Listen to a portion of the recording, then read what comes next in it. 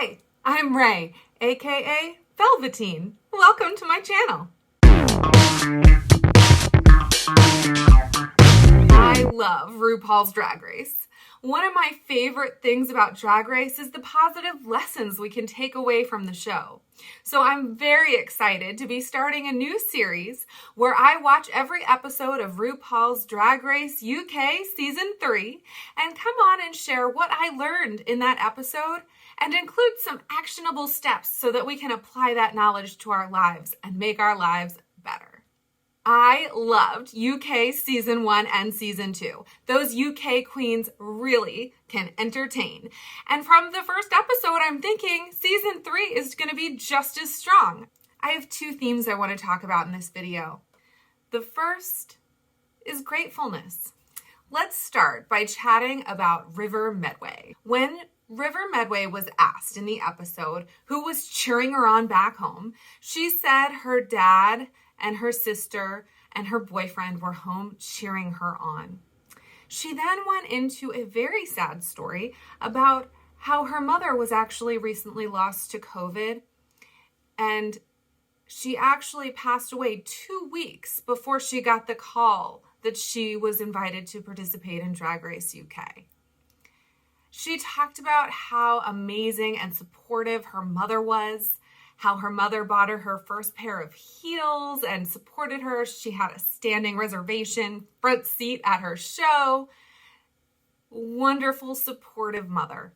And what River focused on was how grateful she was for the support of her mom. She talked about how glamorous her mom was and showed an outfit that she brought that belonged to her mother that she's going to, I assume, wear on some episode this season.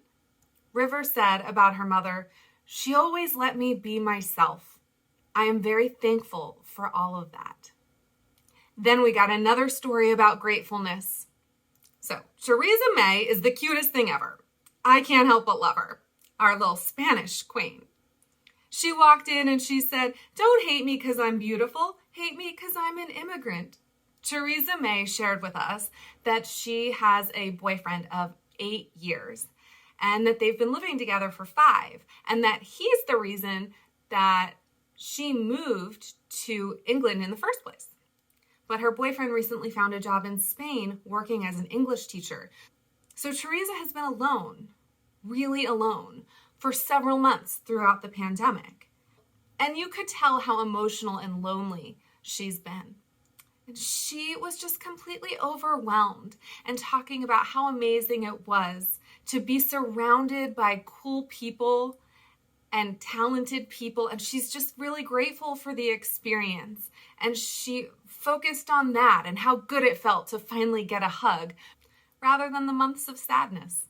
So what I loved about both these queens is that they both really opened up on camera and they shared what could have been very, very sad stories. But instead of feeling sad, the stories both felt hopeful. These queens were literally crying because they were feeling so lucky and grateful for their lives. River was feeling grateful for having had this amazing mother. Theresa was feeling grateful for the companionship of all the other amazing queens. And being so grateful that you are emotional and can cry about it is the best feeling. The best. There is nothing better than that. So to watch them feel that gratefulness, that inner peace, that's really exciting. It's fun to see. And I'm hoping it means both these queens are going to have some awesome performances for us this season. It is so important to focus on gratitude every day.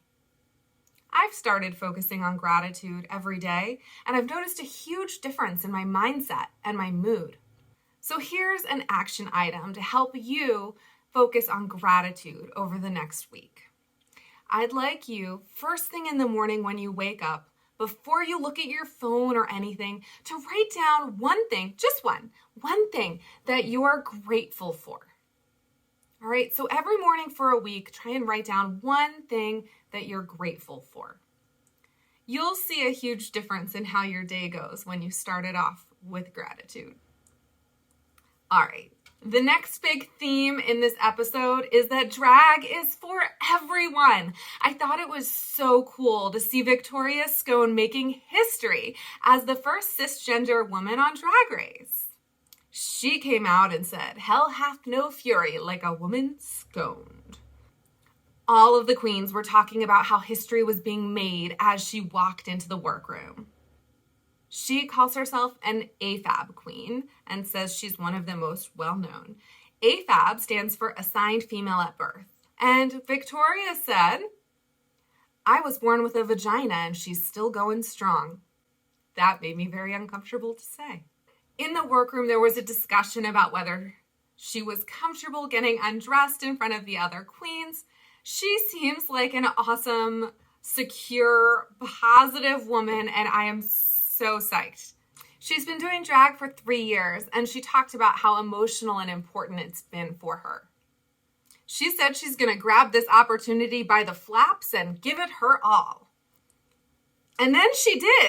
She came out in a crazy yellow daffodil thing that represented her hometown, and then for the things she loved, she had this crazy afternoon tea with scones thing going on.